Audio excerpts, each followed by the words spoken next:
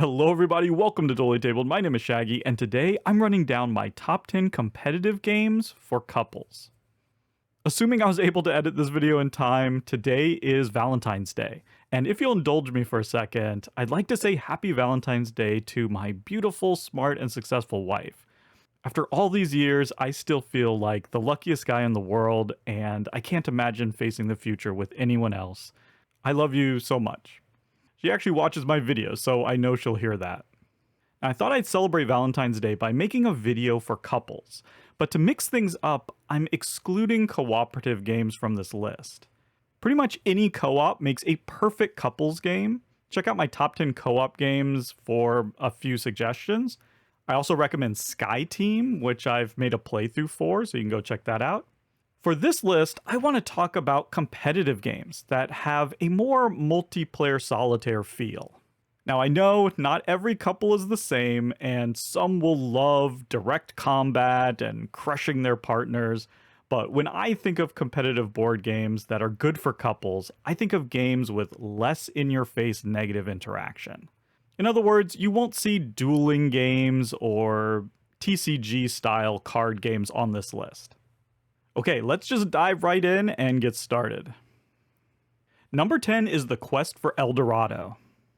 This game combines deck building with a race across a map. Your deck of cards allows you to traverse the different terrains on the map, or they provide you money in order to get better cards, just like any deck building game. In fact, the deck building in this one is pretty basic, very straightforward. It's great to introduce someone to deck building. And I really like this as a two-player game because rather than just having one explorer, you get to play with two, and you have to get both of them to the end. That allows you to do some fun little things like, send one far ahead and leave the other one behind to pick up some different things. Or you can have them travel two different paths so you can hedge your bets on which cards come up into your hand. There's also sort of out-of-the-way places where you can go in order to thin your deck, like discard some of those early cards. So the game can have like a tortoise and hare kind of feeling where, one player might hang back, get their deck all nice, and then shoot forward while someone else just makes a run for it. And a lot of times it's a real photo finish. And I really like that you can customize the map to adjust the length and difficulty of the game, which makes this perfect for any experience level. There's also very little interaction outside of the race, except for there is the small possibility of blocking someone from a path that they want to go, forcing them to go around a longer way. That's really the only kind of negative interaction that could come up. Otherwise, this is a pretty low conflict two-player game. There you go. That's my number 10, The Quest for El Dorado. Number 9 is Cascadia. Cascadia is a 1 to 4 player drafting and tile laying game that celebrates the environment and wildlife of the Pacific Northwest region of the United States. It plays great at all player counts, but I like it best at 2. Each turn you draft a terrain tile and an animal token from the same column and place them in your personal area. You're attempting to create large regions of the same terrain type, but also place animals in certain configurations to score points. Each animal type scores in a specific way, which can change from game to game. For example, you might need a pair of grizzly bears, or a connected line of Chinook salmon, or solitary red-tailed hawks. The only interaction between the players is through the drafting, and hate drafting really isn't a thing in this game. That really makes for a pleasant and relaxing experience. And like The Quest for El Dorado, this game is simple enough that it can be enjoyed by anyone of any experience level, from hardcore gamers to new players. So there you go, that's number 9, Cascadia. Number 8 is Distilled. Distilled is a game about crafting spirits, everything from vodka and moonshine to gin, whiskey, and soju. You'll be purchasing ingredients, bottles, and barrels, and then you'll distill your spirit using a satisfying push-your-luck mechanism. The way it works is you put all the cards together that you're using to make whatever spirit you want. So you're going to be putting in water, yeast, sugars, alcohol cards, and you're going to shuffle all those up, and then you're going to remove the top card and the bottom card. And then whatever's left, that's what's going to make up your spirit.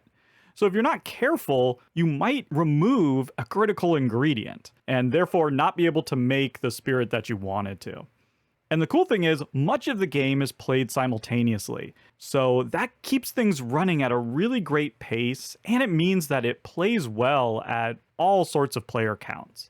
I really like it at 2 and as a couples game because there's very little interaction. It's all indirect. It's all like drafting cards. You are racing towards certain goals, so you do need to be aware of what the other player is doing. And there are some limited resources and like labels for different spirits, but for the most part, everything's very jovial. And that's one of the great things about multiplayer solitaire games is you can really talk to the other player about what you're doing and, what's working, what's not, what your plans are, because there's not necessarily a whole lot that they can do to stop you. Perhaps taking certain ingredients that they know you need, or they know you need a barrel, so they take that last barrel. There's some perhaps opportunities for a little bit of hate drafting here, but that's certainly not how I play this game. And I do think there's enough mitigation around to make it very friendly. So there you go. Great game, really at any player count, but especially for couples. That's my number 8, Distilled. Number 7 is Glass Road.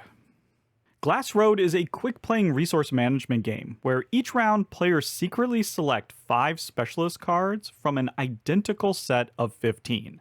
Each of these specialist cards has 2 actions on them, and on your turn, you're going to play one of the specialist cards you picked. And if anyone else has picked that card as well, then they have to play it out. In that case, you only get to activate one of the actions. But if you're the only one who selected that card, then you get to do both actions. It's a really clever system because it means that you need to think about what your opponents might want to do and predict that. And you need to stay flexible because someone might play a card that you wanted to play out of turn. And so you have to play it earlier than you wanted to. So you don't have the resources that you need to activate the action, stuff like that. And I think that's why I like 2-player best for Glass Road. It makes things a little less chaotic. You're a little better able to plan your turn, but there's still a chance that they pick the card that you did, and it means you won't be able to do both actions that you want. And that's good. It's a perfect amount of that interaction. And it works perfectly for couples because this is a great example of how negative interaction can be in a game, but it doesn't feel mean. I also like how quickly this one plays. It's not very complicated. Really a 2-player game that should get talked about more. That's my number 7, Glass Road. Number 6 is Jaipur. Jaipur is a 2-player only card game with set collection at its heart. It has a very streamlined rule set. Very simple to learn, but it's a very subtly clever game. Timing is everything as you go back and forth trading goods with a central market, trying to collect and sell the largest sets you can. The trick is you have a hand limit. I think it's 7 cards. But there are also these camel cards that you don't put in your hand. You keep those off to the side, and you can use those camels in order to trade with the central market. It's like giving you trading power. So you need to balance trying to take time to get bigger sets or just cashing in those sets right away so that you can free up your hand to take additional sets. It's a little tricky to explain. You really have to experience it, but it works so well. And it's just a brilliant way of doing a trading game with only 2 players. Most 2-player only dueling type of games feel really in your face and really mean, but this one does not. And that's why it's my number 6, Jaipur. Number 5 is A Feast for Odin. A Feast for Odin is a worker placement and tile laying game where on your turn, you're going to place a group of your mini Viking warriors onto one of dozens and dozens of different action spaces. And those spaces allow you to do all sorts of things. You might collect resources, hunt and fish, raise livestock, craft wares, or even build ships in order to plunder riches from distant lands. All of these rewards are represented by tiles of different colors and shapes, and every round you must puzzle out how to arrange everything on your board, following very specific placement rules, which I won't get into right now. If you want to learn more, I've done a full playthrough of this one, as well as Distilled and Cascadia before. And in fact, the rest of this list I've done playthroughs for. So I'm going to have the links in the description below. You can go check those out. This game works great at 2 because you're each doing your own little puzzle. The interaction comes entirely from the worker placement spots and blocking those, but there's so many of them, there's always something to do. Not to mention, a lot of the worker placement spots are kind of related to each other, so you have sort of like better or worse versions of kind of the same thing. So it's just very easy to work around each other, and you never really feel completely blocked off. I find it to be a pretty chill experience, and the game is just incredibly fun. One of my absolute favorite games, in fact. So there you go, number 5, A Feast for Odin. Number 4 is Great Western Trail. Great Western Trail is a deck building game where each turn you move your little cowboy pawn along a path of action locations, which will be expanding throughout the game. Your main goal is to create a valuable hand of cattle cards by the time you reach the end of the path. The twist is you can only count different types of cows. Duplicates are worthless. So as you move through these different action locations, you need to tune your hand by discarding cows and drawing new ones, crafting your deck by purchasing better cattle, and permanently removing the cheaper repeats. But cattle is just one part of this game. There's all sorts of different things you can do. You can hire crew to make your actions more efficient. You can build new locations that have more powerful actions. And you can use your engineers in order to advance a train token down a track so that when you sell your cattle at the end of the line, you make more money. One of the things that makes Great Western Trail one of my favorite games of all time is just all the different paths to victory. And my absolutely favorite way to play it is at 2 players. Because once you get to know the game, and be warned, this is a heavier game. It does require a little bit more to learn. But once you've learned it, 2 experienced players can play a game of this really quickly. And it just has such a great flow. I mean, each turn is really quick. You just move up a little bit, take a couple actions, and you're done. Next player's turn. And so it just goes back and forth like that. You can easily play a 2-player game of this in like an hour, but it feels like such a meaty experience. Now, also be warned that there is a touch more negative interaction in this one than the other games I've mentioned so far, due to some of the buildings that you can build having a kind of a toll where the other player passes that building, they have to pay you a certain amount of money, like 1 or 2 coins. It's not really that punishing, but, money can be so tight in the game that it can feel maybe more punishing than it is. So just be warned that there is that little bit of negative interaction. Other than that, it's just about taking cows that the other player might want or taking crew that the other player might want. But yeah, Great Western Trail, great couples game. That's my number 4. Number 3 is Grand Austria Hotel. Now, this easily could have been number 1. In fact, these next 3 are really like 1A, 1B, and 1C. I had a really hard time putting them in any order. But Grand Austria Hotel utilizes one of my favorite board game mechanisms, dice drafting. Oh man, I love dice drafting. At the beginning of each round, you're going to roll this huge handful of dice. Each number that you roll represents a different action. And the more dice that you roll of that number, the stronger the action is when you take it. If you roll 4 2s, then you'll essentially get to take the 2 action 4 times. But then you take that 2 die and put it onto your board, and so the next person who takes the 2 action, there'll only be 3 dice there, so they'll only get to do it 3 times.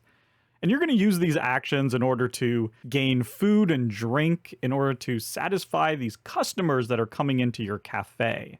But then you also need to prepare hotel rooms for them to stay the night.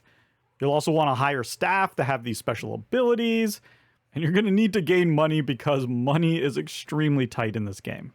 Outside of just the interaction of, the dice drafting, you are racing to try to complete these 3 goals that are going to earn you points. Outside of that, though, there's not really a whole lot of interaction. I mean, you're also drafting the customer cards as well. So that's another aspect of drafting that has some interaction to it. Honestly, this is a game that I'll only play at 2. It just works so great as a 2-player game. I will never play it at any other player count. You got to try this one out.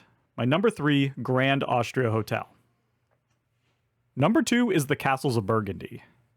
Castles of Burgundy is a classic tile-laying game where you use dice to take actions.